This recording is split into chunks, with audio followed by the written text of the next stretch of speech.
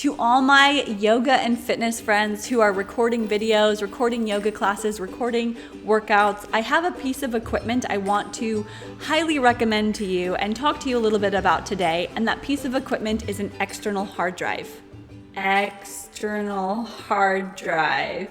If you don't have one, I seriously recommend getting one so that you can back up your files and your phone doesn't constantly tell you storage space full. Or your computer doesn't have that little thing in the corner that says disk space full and you hit ignore. Because if you keep hitting ignore, you won't be able to film anymore. You won't be able to store any more files.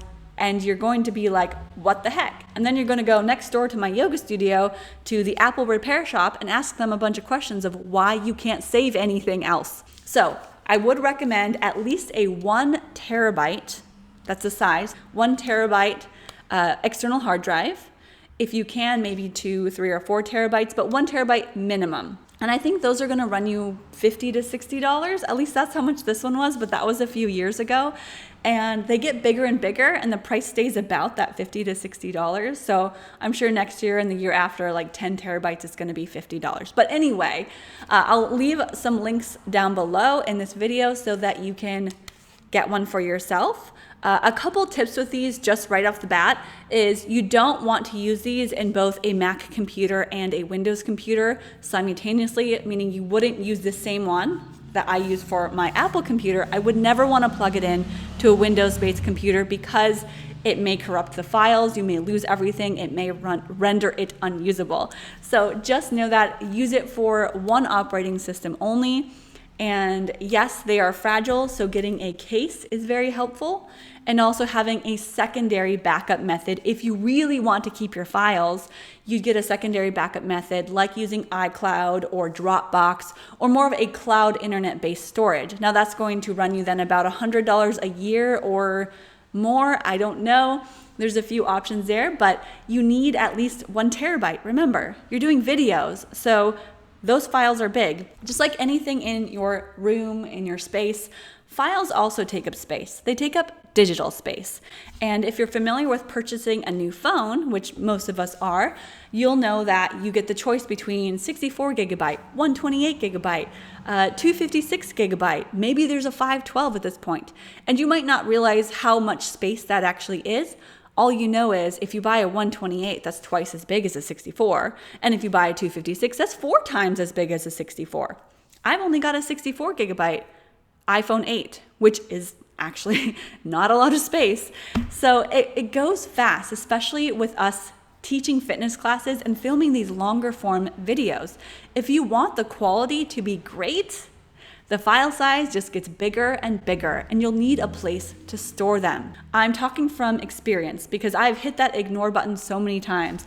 I've deleted multiple videos and podcasts off my phone many times because it quits recording since my storage space is full. So there are ways to go into your computer and get rid of big files. In fact, I discovered that I had a whole 50 gigabyte iPhone stored on my computer from years ago that took up 1/5 of my disk space. With a computer, my computer actually, a MacBook Pro, has about 256 gigabytes of hard drive disk space, meaning that's how much I can save on my computer. A lot of that is taken up by the system, the software, the apps, that kind of stuff. So I have about 100 gigabytes of space I can actually put things on. And some of it's full because I do save videos. Just to tell you how much a yoga class takes up, I filmed a 75-minute class on QuickTime as I am doing here right now. 75-minute class, and I just hit the save button to see how big it would be. It was over 6 gigabytes large. And if I only have 50 or 100 gigabytes of space on my desktop computer, it's not going to be long before my space is completely used up. So that's why I would save those onto a hard drive so I have them. And the numbers go like this. There are, in one kilobyte, that's sort of the smallest is a kilobyte. There are 1,024 kilobytes in a megabyte. There are 1,024 megabytes in a gigabyte, and 1,024 gigabytes in a terabyte. Now you can go on and on and on, but right now that's about where we're at, where a lot of videos might come out at 1 to 5 gigabytes. Bigger if you have a better camera, or if you're working with, let's say, a DSLR camera, even those 10-minute videos can be rather large. So having an external hard drive, at least 1 terabyte, if not more, is ideal for saving your videos, your raw footage, or even your edited footage. A lot of times I will make a video like this, I'll save it, the raw footage, and then I end up editing it. You'll see little blurbs here and there, and I just use iMovie, but I also have to save that file. So that's gonna then be another few gigabytes large. So not only do I have raw footage, I have edited footage, so it makes it, there's even more space. That's why I recommend an external hard drive, because you're going to use up a lot of space with your videos. Zoom recordings, if you are using Zoom recordings actually compress the files very tiny. So the quality is not great, and my hour-long videos end up being like, 200 or 300 megabytes. So they're not even a gigabyte large. So it's not a lot, but if you are saving a ton of recordings from Zoom, it's still going to take up space. So you'll want somewhere to back them up other than your desktop. My mom asked this question the other day. She goes, should I get a new iPad to store my photos on? No. Don't get an iPad or a new computer or a new phone just so you can store more of your videos or pictures on, because that's basically just getting a glorified external hard drive for like 10 times the cost or more. So you don't need another iPad to store all your photos. Everything I ever have goes on this external hard drive so that it's saved and backed up. Double backup for extra safety. But this is what I use. I bring it with me everywhere.